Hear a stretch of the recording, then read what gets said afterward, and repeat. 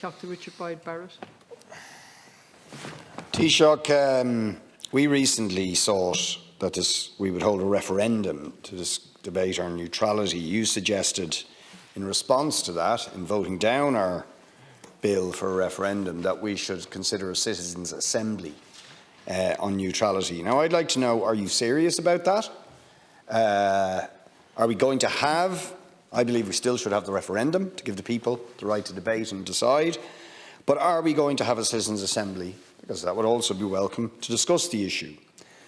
But I think one of the things they could discuss as part of defining neutrality is consistency in standards and principles when it comes to foreign policy. And I just want to draw attention to, yet again, the double standards in the response to what happened in Jenin in the last 24 hours. Now, you have rightly condemned the murder of a journalist, and I'm glad that you've done so, and called for an investigation. But there's another important thing about that event. What the hell were the Israeli Defence Forces doing, carrying out, quote, an operation on Palestinian territory? Now, for the last 6 weeks, you have rightly, and Western leaders have condemned Russia's operation in Ukraine and called it for what it is, a brutal, unjustifiable, inexcusable act of military aggression on somebody else's territory.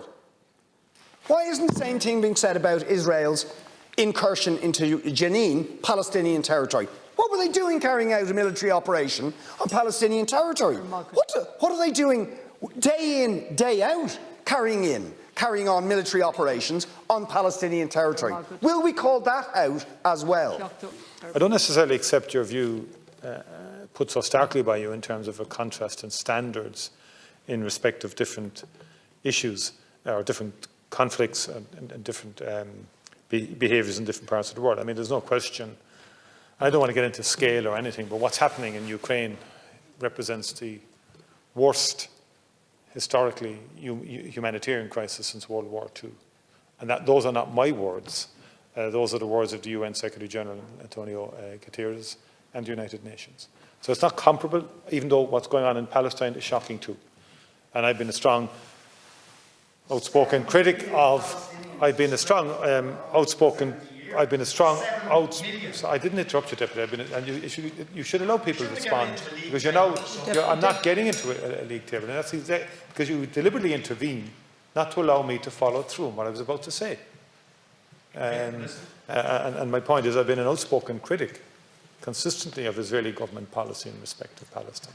And Ireland, as a country, has consistently called out, to use your own phrase, the constant and consistent violation of agreements already reached in respect of Palestine, and our view is that the Palestinian has a right to a homeland. We believe in a two-state solution to resolve what is a long-standing historic conflict, a two-state that will go back to the 67 borders.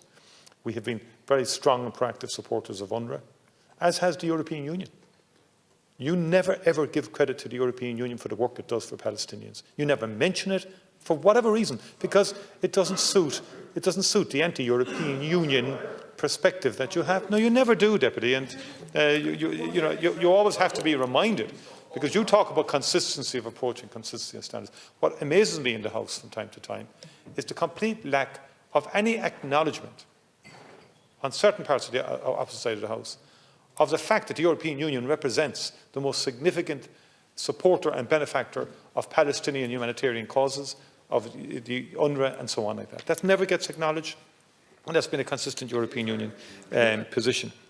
And what I've said is there has, in our view, and the government has condemned this appalling murder of a journalist, appalling murder, and also the continued violation of basic human rights in terms of Palestinians